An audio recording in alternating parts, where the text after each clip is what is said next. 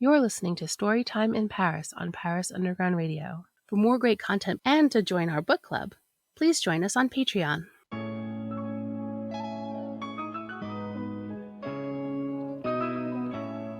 Since well before Victor Hugo looked up at Notre Dame and thought, what if a hunchback lived in there? Authors have been inspired by Paris. Welcome to the Storytime in Paris podcast on Paris Underground Radio, where we keep that tradition alive by showcasing an author with a French connection in each episode. Every episode will feature 5 questions asked by you, our author's biggest fans, and answered live on air. Then our authors will treat us to a reading of an excerpt from their book. I'm your host, Jennifer Garrity. Welcome back to the Storytime in Paris podcast. This is our Season 3 finale. I have loved this season. I've always been a big reader, but I had no idea what a thrill I would get from speaking to authors until I started this podcast.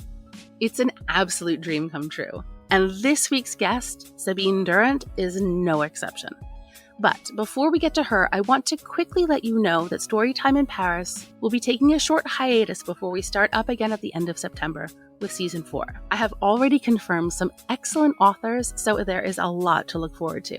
Please keep an eye on the Paris Underground Radio socials for those announcements so you can submit your burning questions for our authors.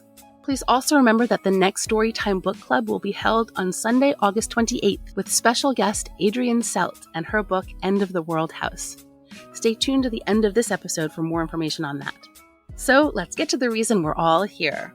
My guest this week is Sabine Durrant, author of the psychological thriller Sun Damage. When I tell you I loved this book, I loved it. I could not put it down.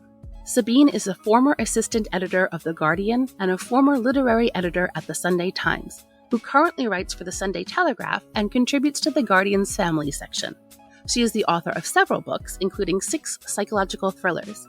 Sun Damage, her latest book, tells the story of Ali and Sean, 2 con artists pulling cons in the south of France. But when one of these cons goes horribly wrong, Ali goes on the run, fleeing the toxic and domineering Sean and assuming a false identity. From there, it gets even crazier. So, without further ado, please allow me to introduce Sabine Durrant, author of Sun Damage. Hello, Sabine. Thank you so much for joining me. Thank you for having me. It's a pleasure to be here. Can you start by telling us a little bit about who you are and what you do? My name is Sabine Durrant and I am an English writer. I live in London. I have Belgian heritage, which is why my name is slightly French sounding. And the last 6 books that I've written have been psychological thrillers. The most recent, Sun Damage, is set in France, in the south of France. Can you tell us a little bit about Sun Damage? It begins on a beach in which our main character, a young woman called Ali, is sussing out other people in the bar, and you realise very quickly that she is actually a con artist. She's piecing together a life from ripping other people off, basically, small cons. And the book begins with a con that goes disastrously wrong, and she ends up taking on the persona of her victim, or the victim of her and her partner, who's a sort of another sinister grifter called Sean. And she escapes and pretends to be a private chef in a high-class villa holiday. So really the rest of the book is, can she escape Sean, her former partner? Will she be found out? Will she be able to pull off the con of her life and escape the life that has become a trap? That's such an excellent description. There's so many twists and turns in this book. I've been trying to figure out how I would succinctly say it. And you wrote it, but you did an excellent job. It was very clear. Thank you. It's so hard with books like this because you never want to give away the plot or the twists. So yes, even by saying she's a grifter, I feel like I've almost given away the first twist in the book, but it's very hard not to give that away at this stage. It's in the first couple of pages, so it's not a huge reveal. No, exactly. Who am I kidding? So what is your connection to France? Why did you decide to set the book here?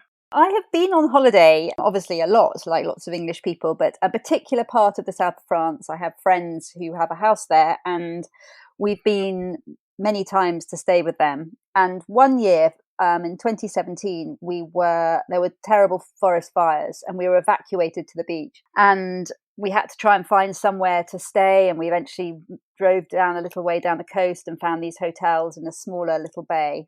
And we were really awake the whole night and awake the whole day. And I saw that beach coming alive right from the beginning. And we were sort of homeless, really. We felt like refugees in a small way. And it just gave me the idea of a book set on this sinister, dark, I mean, there was nothing sinister about this lovely place, but just being there, feeling uncomfortable, feeling totally disorientated. I just thought, what a brilliant setting, really. Somewhere that's so glorious and so perfect and so kind of full of wealth and privilege, and yet having something sort of sinister as an undercurrent. Yeah, excellent. All right, so I've collected some questions for you. But before I even start that, I just need to say that I loved this book. Oh, thank you, Jennifer. I picked it up.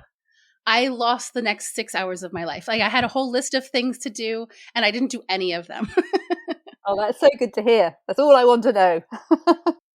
Yeah, I could not put it down. I've not stopped thinking about it since I finished it, so I loved it. But there are a lot of twists and turns, and I don't want to give too much anything away. So I'm going to ask questions that don't give too much away, because I think everybody should read this. Thank you. So to start with, what is it that draws you to psychological thriller as a genre?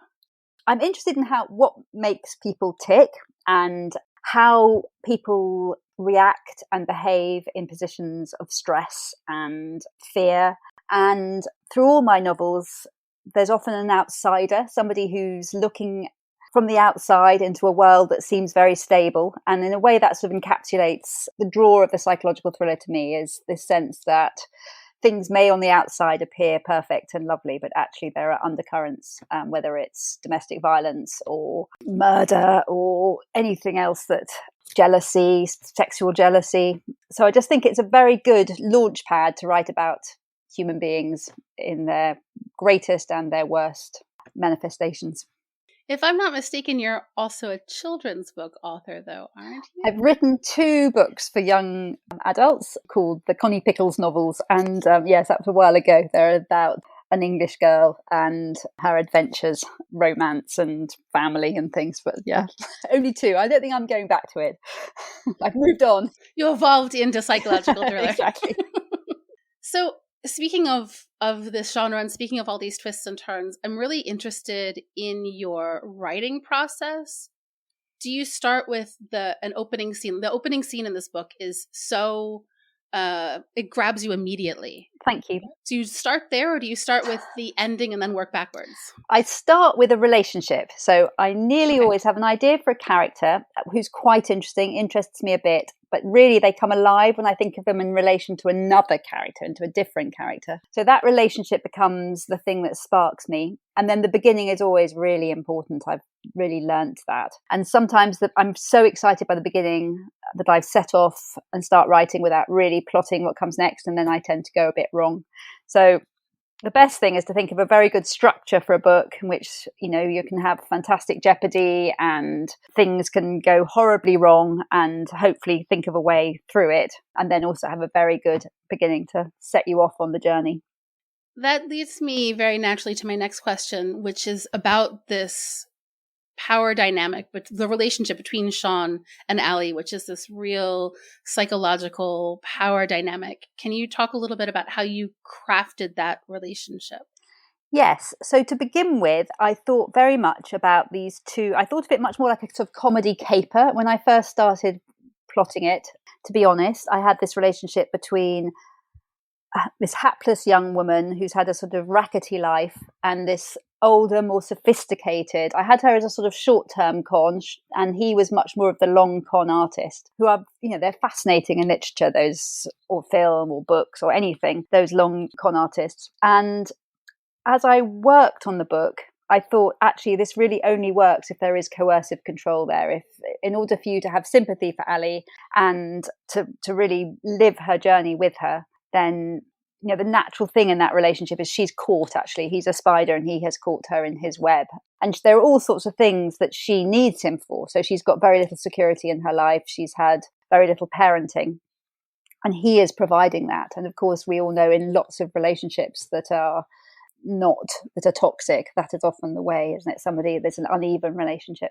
And so really he becomes a metaphor really for the life that she wants to escape. So escaping him, she is also escaping the person that she has become while she's with him. So she's not just a victim, she's feisty and she's strong, and she's wanted to escape for a while, and she's now managing it.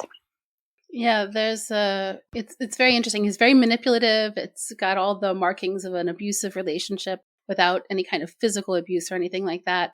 And you can see sometimes that she's aware of it, and then other times she's just as complicit. Yes, I mean, that's the thing, isn't it? Like we know in abusive relationships that the position of victim becomes in itself a security. So she needs to absolutely shirk off the person that she's become under him, and literally escape him. And you can then see that actually she's had much more power all along in the way in which she then manages to manipulate him. No spoilers, but how important is it to you to have a likable main character? Oh, it's just such an interesting question, because I actually, in life, am very drawn to people who are, on the surface, not particularly likable. I think interesting people often are quite abrasive, and so it is an interesting thing. And when I first started writing, my very first novel, Under Your Skin, had an immediately dislikable narrator. And in those days, sort of 10 years ago, people were much less sympathetic towards that kind of protagonist. Gone Girl, we have a lot to thank Gone Girl for, because it really changed how readers and editors saw the dislikable female character. Male characters are allowed to be dislikable and have for a long time. So what I really enjoy is having a character who is not particularly likable, and in fact, strongly dislikable, and certainly morally reprehensible on the surface, and see what you can do as a writer and to draw people in and to have sympathy with them. And so with Ali, she's using people, and she's consciously doing it, and she's looking for people's weaknesses and drawing on them. And the interesting thing is to find out why she's doing that, and also to see how she then grows with self-knowledge and sees a way to use her sort of powers of intuition and reasoning for better ends. And so that's, I suppose, is how one has sympathy with her. Also, she is thrown into this villa of these entitled Brits, and in contrast to them, actually the reader starts, we all love an underdog, and she's immediately in the position of an underdog, because they're sort of treating her, well, she is their staff, but that terrible sort of offhand, casual, partly friendly, do join us for supper, and then forgetting that she's there and not just passing their wine glass to her without even saying thank you. So I think you see her in contrast with other people, and that's another way in which sympathies can be engaged.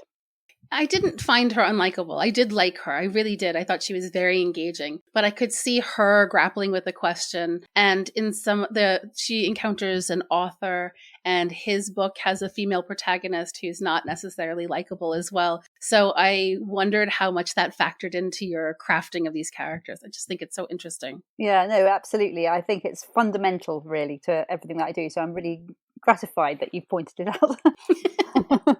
So, as you mentioned, the two main characters in this book, Ali and Sean, are con artists. So I'm interested in your research. Did you do any first-hand research for this book? No, the closest I did was I read several books about how to escape con artists, how not to be, there are quite a few self-help books about how not to be drawn in. Oh. And that was really useful. And my friend Anna, that book about Anna Delvey, the memoir of Anna Delvey's friend, had just come out. So I read that, which was fascinating.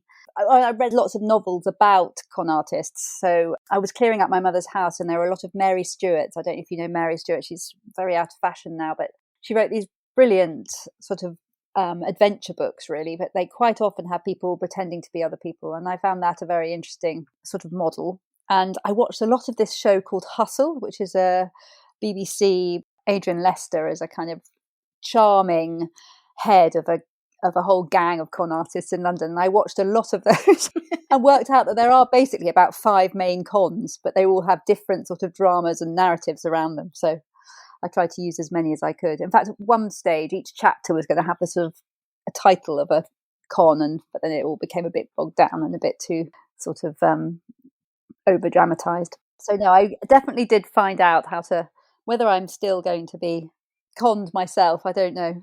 I think hopefully I'm more alert. It's difficult, isn't it? Because you want to be a trusting person, but once you're aware of all of these other... Yeah, I don't know how many con artists there are out there, really.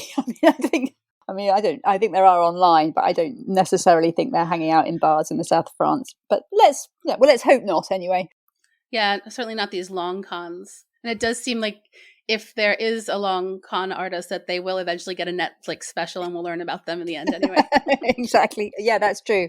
There have been quite a few recently, actually, haven't there? There's sort of the Tinder swindler, and yeah, they're all great, really. It's fascinating. Exactly. I think we love cons. I mean, I love cons because I think it's a bit like watching magic. And what you were just saying about sympathy, having sympathy with a and not immediately likable character. The thing about cons is if you're in on the con, you want to see it work. So even if whatever your feelings towards the protagonist, you want to see that con play out because it's sort of emotionally and narratively satisfying. So it's fun to play with. Does French culture sometimes leave you scratching your head? Well, you might enjoy listening to our sister podcast, Navigating the French, hosted by journalist Emily Monaco. Each episode focuses on a different word in the French language, and Emily is joined by an expert who will help explore what that word says about French culture.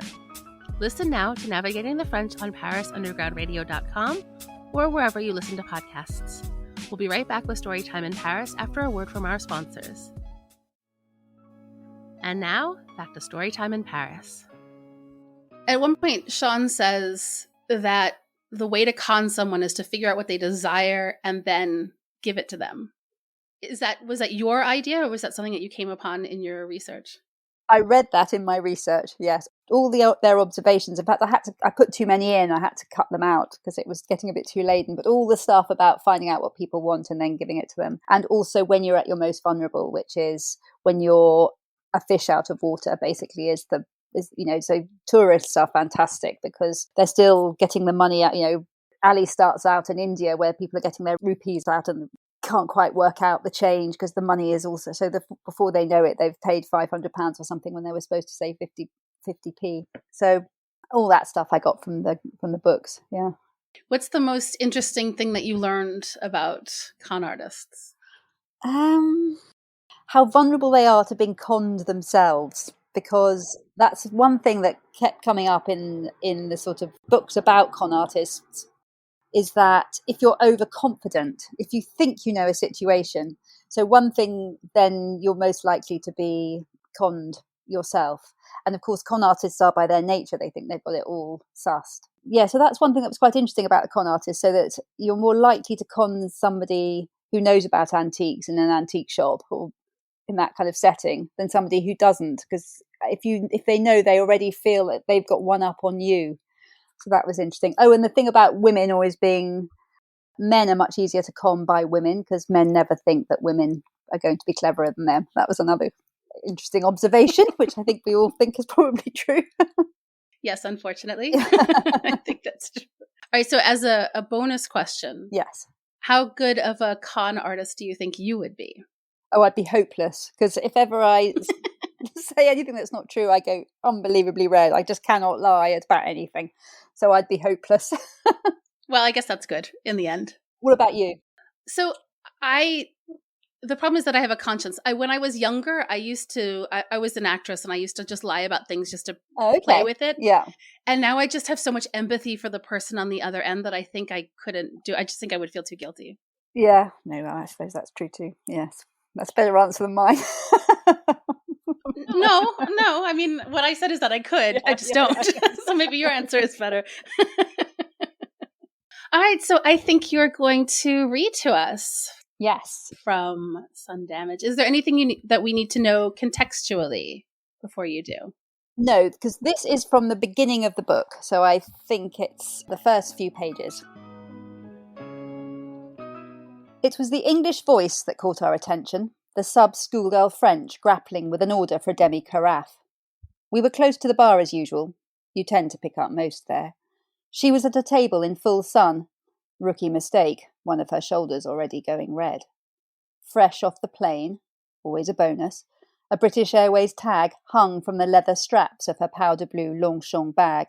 Genuine logo, I'd checked. And the paper bag in front of her, spine unbroken, was part of a 3-for-2 airport deal.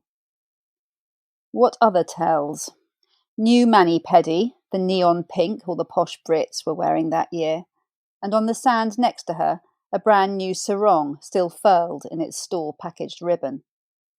Also present, signs of the mild agitation people display on the first day of a holiday, an eagerness coupled with a daunting sense of vacancy, of a big hole waiting to be filled. When Sean went to the bathroom, I kept her in my line of vision as she scrolled through her phone, then held it up, small lips pursed, for a selfie. Debit card, L. Fletcher Davis, Sean murmured, his chair sinking a little into the sand as he slipped back into his seat. Address on luggage, 11A, Stanley Terrace, W11. Lulu, I countered. I couldn't help myself. The 4 letters were strung in gold on a chain around her neck. He smiled, pleased with me, then jerked his chin at my phone, saying time to get trawling. I looked at him. Really? I wish I could say it was conscience that initially held me back, or at the very least foreboding. But I'd be lying. We shouldn't even have been there. The Picasso napkin ploy had gone to plan, and Saint-Cécile-sur-Mer would have been 2 days behind us, except I'd got ill, some kind of virus that left me wasted and bedbound in the hotel. It was searingly hot. Music, a soft jazz, swam against the murmur and shuffle of waves. Sand slid silkily between my bare toes.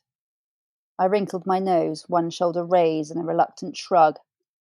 But I'd got the mood wrong. His smile had gone. Ali, he said, and I could feel the cold of him like steel across my cheek. It wasn't the money. There was enough in the hotel safe to get us where we wanted, even, a new, dangerous thought, go our separate ways. No, my hesitation was the problem. He'd taken it personally. He liked us to be in sync, 2 parts of the same smoothly functioning machine. And maybe he was right. She was the perfect mark. Tourists usually are.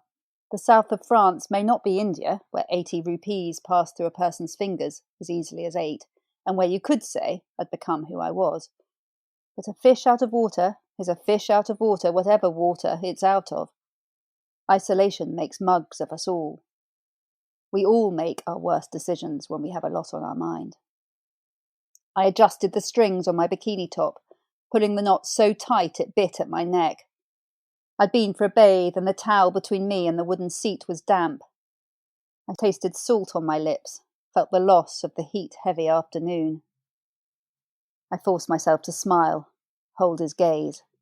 It was one of his tests. After a few long seconds, his jaw relaxed, and he gave a small nod. Was that even a wink? I felt a flood of relief. My hands, I realised, were shaking. I picked up my phone and got to work. Facebook, Insta. Didn't take long to find what we needed. A double-barreled surname's a gift. Sean flapped open his newspaper, a 4-day-old Sunday Times. I could feel his eyes on me, above the pages, as I got to my feet. Fabulous. Thank you so much. Pleasure. You're very good at reading out loud. Oh, really? Oh, thanks. All those too many children, too many years. So what's next for you? Do you have another book in the works?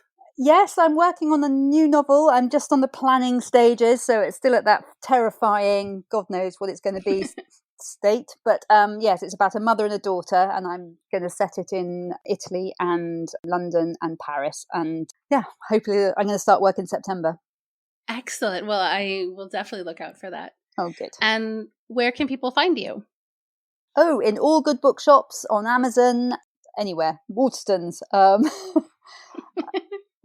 Audiobook. And are you online yourself? Yes, I'm on Twitter, Sabine Durrant, and on Instagram, also Sabine Durrant. Excellent. Well, I'll include links so that people can find you really easily. Thanks, Jennifer. Thanks, Sabine. This was wonderful. Oh, it's been a pleasure. Thank you so much. Thank you. Bye.